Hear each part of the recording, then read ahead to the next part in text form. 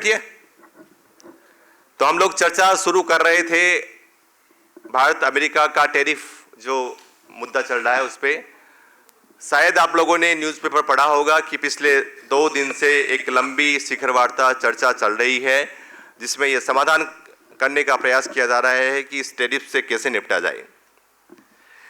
भारत अपनी तैयारी कर चुका है और आप गौर करेंगे, अगर आपने न्यूज़पेपर पढ़ा है तो आप देखेंगे कि पिछले 15 दिन से लगातार जीएसटी की दरों में संशोधन किया जा रहा है। जीएसटी के स्लैब को कम किया जा रहा है या जीएसटी हटाई जा रही है। ये सब उस एक बड़े युद्ध की तैयारी है जो कि अमेरिका ने हम पे थोपा है। अमेरिका ये चाह रहा है कि इस टैरिफ के नाम से हम लोग बार्गेनिंग कर लें और वो हम पे ये भी दबाव डाल रहा है कि दुनिया के किस देश से हमको किस सारी हिस्सा रखना है। भारत की अपनी अपनी संप्रभुता है, भारत की अपनी एक अस्मिता है, भारत एक अपना वजूद लेने वाला राष्ट्र है। इसलिए भारत ने ये डिसाइड किया है कि हम अपनी कूटनीति, अपनी रणनीति, अपनी विदेश नीति, हमारे विदेश में लोगों से संपर्क, उनके साथ संवाद, उनके साथ समझौता, उनके साथ संधि अपनी ही शर्तों पे करेंगे, अपने मन मुताबिक करेंगे, जिसमें हमारा हित हो, इस देश का हित हो, भारत का हित हो। और भारत का हित जो है वर्तमान में रशिया के साथ जुड़ा हुआ है और शायद यही मुद्दा जो है, आप लोग पीछे लोग 4 लोग बैठे हैं, चारों लोग आपको बोल रहा हूं मैं, आगे आइए आप चारों लोग। गुड़िया आप आगे जाइए, आपको बोल रहा हूं मैं, गुड़िया जो खड़े हैं आप आगे आइए। मूल मुद्दा जो शुरू हुआ है वो शुरू हुआ है कि भारत जो है रशिया के साथ जो तेल का डीलिंग कर रहा है, ऑयल की जो डीलिंग कर रहा है, उस डीलिंग को वो रोके। भारत को जब दुनिया में एक सस्ता तेल मिल रहा है तब वो उस डीलिंग को क्यों रोकेगा? और इसमें भी दोहरा मापदंड है। मापदंड ये है कि यूरोपियन कंट्री जो है उनमें से बहुत सारे लोग अभी भी रशिया के साथ डीलिंग कर रहे हैं, लेकिन वो ये चाहते हैं कि भारत उनके साथ रशिया के साथ डीलिंग नहीं करे।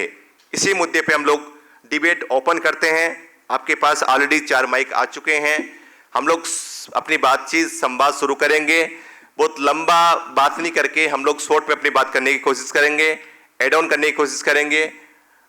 ये हमारा पहला वाला ए ब्लॉक है, फिर पीछे के वाला बी ब्लॉक है, फिर सी ब्लॉक है, फिर डी ब्लॉक है। जिन भी साथियों के पास माइक है वो ध्यान रखिएगा। पहला ए ब्लॉक से सवाल आएगा या संवाद होगा, फिर बी ब्लॉक से होगा, फिर सी ब्लॉक से होगा, फिर डी ब्लॉक से होगा। संवाद करने का तरीका ये है कि पहले किसी को माइक नहीं देना है, पहले एक जो डेलीगेट्स है, एक हमारा जो मेंबर है वो अपनी बात पूरी कर लेगा। उसकी बात पूरी होने के बाद में सेकेंड रो वाला जो कैंडिडेट है उसको माइक जाएगा, वो बात पूरी कर लेगा, फिर थर्ड रो, फिर फोर्थ रो। लाइक ऐसे 4 जो हमारे जोन बने हैं, इस जोन में माइक रोटेट होगा। माइक देना है, अपनी बात करनी है, बात करने के बाद में तुरंत बैठ जाना है। हमको किसी को क्रॉस नहीं करना है, एक बात। और दूसरी बात, माइक भी रोटेशन करना है, कभी फर्स्ट रो, कभी सेकंड रो, कभी थर्ड रो, कभी फोर्थ रो। चारों जोन में इसी प्रकार का हमको करना है। हम लोग इसको डिबेट को शुरू करते हैं, डिस्कशन को शुरू करते हैं। First A block. A block में कोई अमेरिका की इस टैरिफ वार पे चर्चा करना चाहेगा, बातचीत करना चाहेगा?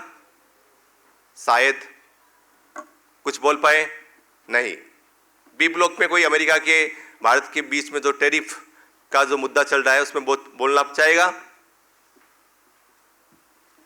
ब्लॉक सी और बैक ब्लॉक डी। आप ये ध्यान रखिएगा, आप जो बोल रहे हो आपकी सेंसिटिविटी होनी चाहिए।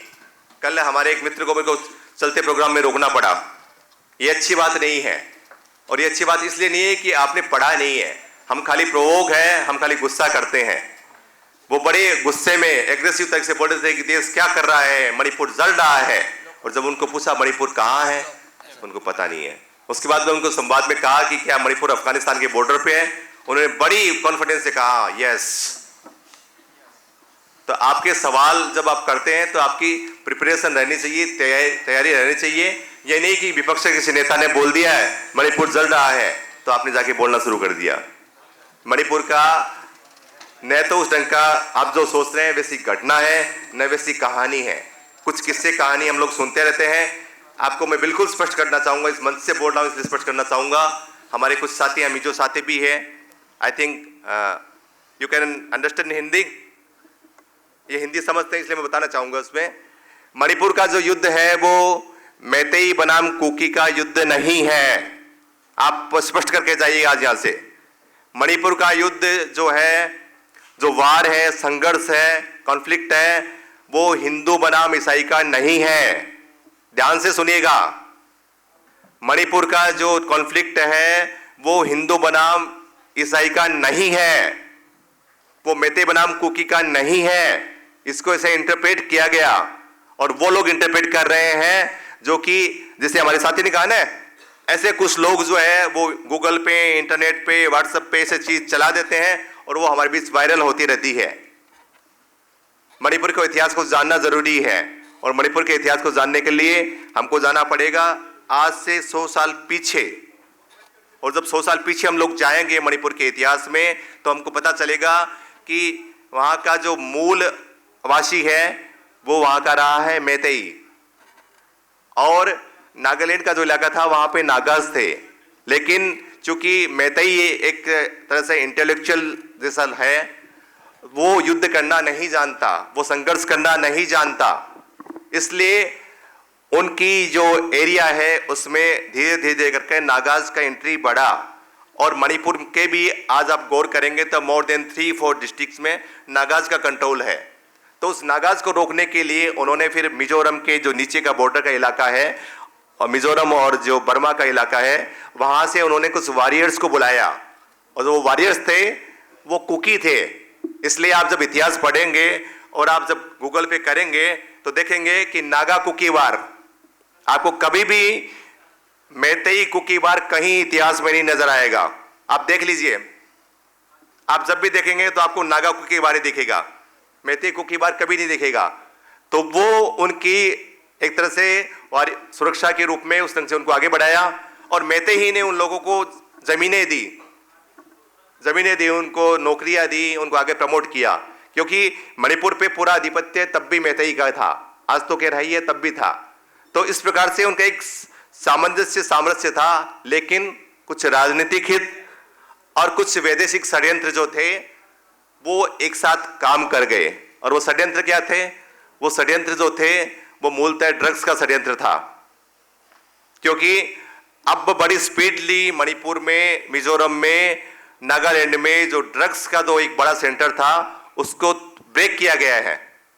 ये हमारे पास जो कुछ साथी हैं वो आपको बता सकते हैं इस बारे में कि कैसे उसको ब्रेक किया गया है। अब ड्रग्स इतना कॉमन नहीं है, अब वेपन्स इतने कॉमन नहीं आते हैं बॉर्डर में। अब इतना पहले जैसे संघर्ष होते थे वैसे संघर्ष नहीं है। तो अब उनको लगा कि अब ये स्थिति में हमारा जो संगठन बना हुआ, कॉकस बना, वो टूटने वाला है। तो टूटने की स्थिति में उन्होंने एक नया सिद्धांत काम में लिया, जो कि कभी अंग्रेज काम में लेते थे, डिवाइड एंड रूल, कि इनको आपस में झगड़ा करवाया जाए और उसके बाद में ऐसी छवि बनाई जाए। और उसमें कुछ मंदिर भी शामिल हुए, उसमें कुछ चर्च भी शामिल हुए। लेकिन मंदिर जब टूटा तो खाली इसलिए नहीं टूटा कि हिंदू या कुकी का युद्ध था, और यह चर्च भी इसलिए नहीं टूटा था क्या कि सब ये झगड़ा हिंदू बनाम क्रिश्चियनिटी का है। ये झगड़ा वो नहीं था। कुछ लोग जो थे, जो समाज के विध्वंसक है, जो समाज को डैमेज करते हैं, उन लोगों ने उस अवसर का फायदा उठाया और उन्होंने इस ढंग की स्थितियां पैदा की। आज भी आप जब लोगों से मिलेंगे, बातचीत करेंगे, संजोग से मेरे 5 मित्र हैं जो कुकी एमएलए हैं जिनसे मेरा संवाद हुआ है, जिसमें से एक कुकी एमएलए है जिनको एक तरह से इतना पीटा गया था कि वो कोमा में चले गए थे। मैं दिल्ली में उनके साथ करीबन 7 घंटे रहा। 7 घंटे की बातचीत में, संवाद में जो बात आई, उनके मन में ये सारी घटना होने के बाद भी लेस मात्र भी मैतेई के प्रति घृणा नहीं है। तो कभी मौका मिले तो आप उनसे बातचीत कीजिए, संवाद कीजिए। निस्संदेह है अब ये प्रॉब्लम है, और प्रॉब्लम यहां तक भी है, ये मिजोरम के हमारे स्टूडेंट बता सकते हैं आपको, कि आज के दिन जितने भी कुकी लोग जो है वो जो आने जाने का ट्रेवलिंग जो कर रहे हैं वो इम्फाल से नहीं कर रहे हैं। I am right? उनका सारा जो ट्रेवलिंग होता है वो आपका आइजोल से होता है, बाई एयर, बाई बस वो आइजोल से जाते हैं, और आइजोल से ही वो चंद्रपुर,